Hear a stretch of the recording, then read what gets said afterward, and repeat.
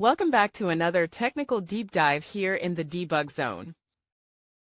Today we're tackling a big question and breaking it down with insights from other users.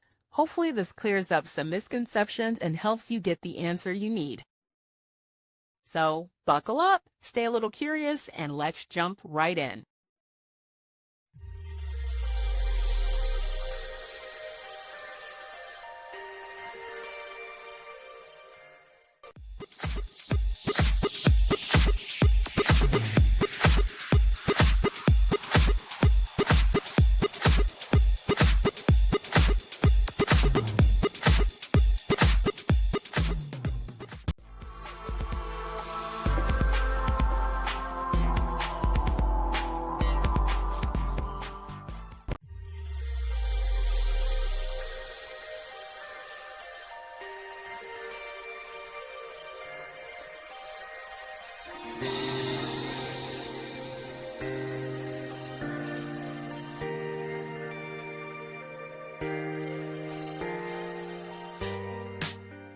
And that's a wrap.